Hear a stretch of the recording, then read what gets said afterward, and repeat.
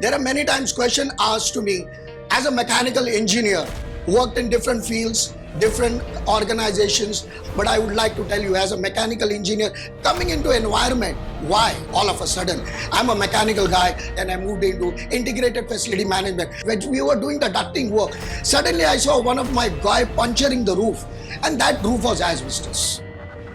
I didn't know what it was. I just told, what you're doing? You know, sir, I'm just anchoring it down.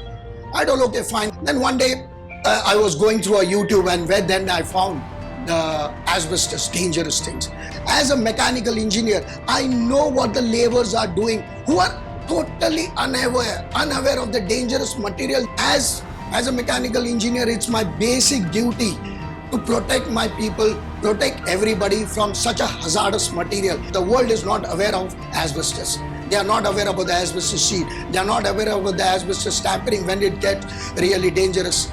So I want to cross this message across. So I know what they do, how they get their works done. So that is the only reason. So how to remediate it? How to mitigate it?